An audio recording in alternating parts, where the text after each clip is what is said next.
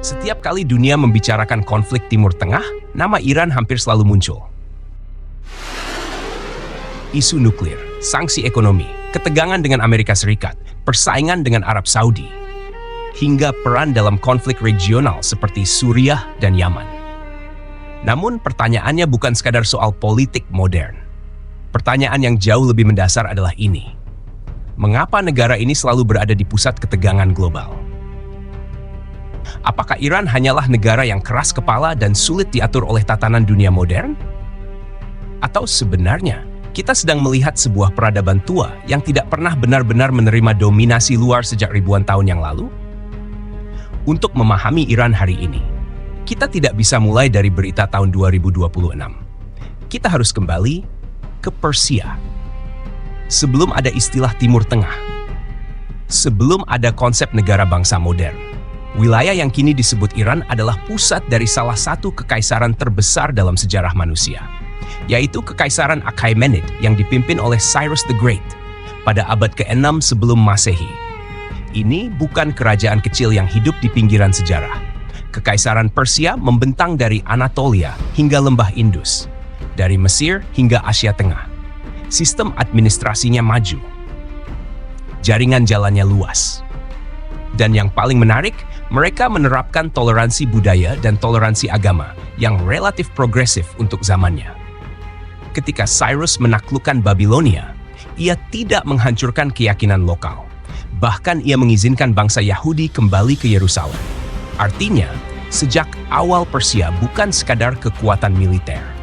Ia adalah peradaban dengan konsep pemerintahan yang matang. Namun pada tahun 330 sebelum Masehi, Alexander Agung datang dan menghancurkan kota Persepolis. Secara militer Persia runtuh, namun secara identitas ia tidak pernah benar-benar hilang. Inilah pola pertama yang penting untuk dipahami. Persia bisa kalah dalam perang, tetapi tidak pernah hilang sebagai peradaban. Pada abad ke-7 Masehi, pasukan Arab Muslim menaklukkan Persia. Banyak orang menganggap momen ini sebagai akhir Persia kuno. Tetapi yang terjadi sebenarnya jauh lebih kompleks. Persia memang menerima Islam. Namun Islam di Persia berkembang dengan karakter yang berbeda dari wilayah Arab. Bahasa Persia tetap hidup, bahkan menjadi bahasa sastra dan bahasa administrasi di banyak wilayah dunia Islam. Filsuf seperti Ibnu Sina, yang dikenal di Barat sebagai Avicenna, lahir dari tradisi intelektual Persia. Penyair seperti Rumi dan Ferdowsi membangun identitas budaya yang tetap kuat. Alih-alih hilang, Persia justru memberi warna pada peradaban Islam. Di sini, kita melihat pola kedua. Persia berubah bentuk, tetapi inti identitasnya tetap bertahan. Nama Iran sendiri sebenarnya berasal dari kata kuno yang merujuk pada tanah bangsa Arya. Namun dunia internasional selama berabad-abad menyebut wilayah ini sebagai Persia. Baru pada tahun 1935, Reza Shah meminta komunitas internasional untuk secara resmi menggunakan nama Iran. Langkah ini bukan sekadar perubahan nama. Ia adalah simbol transformasi identitas.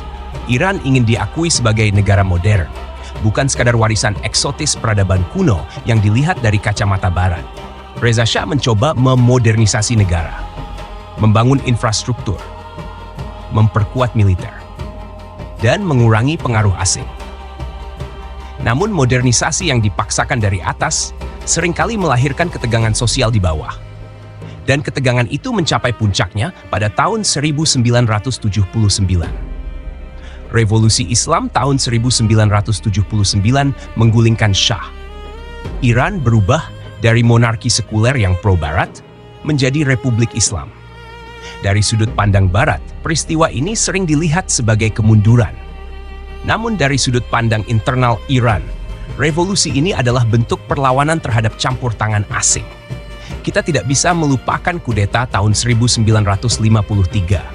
Kudeta yang menggulingkan Perdana Menteri Mohammad Mossadegh setelah ia mencoba menasionalisasi industri minyak.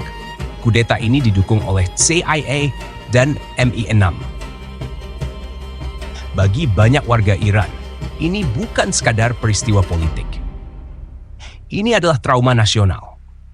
Sejak saat itu, Narasi kedaulatan dan penolakan terhadap dominasi asing menjadi bagian dari identitas politik Iran modern. Inilah yang menjelaskan mengapa hingga tahun 2026, ketika sanksi ekonomi masih diberlakukan, ketika negosiasi nuklir terus mengalami pasang surut, Iran tetap memilih jalannya sendiri. Dalam beberapa tahun terakhir, Iran memperkuat hubungan dengan Rusia dan Tiongkok. Iran juga mulai terlibat dalam kerjasama ekonomi alternatif seperti BRICS, serta membangun jaringan pengaruh regional melalui berbagai aktor di Timur Tengah.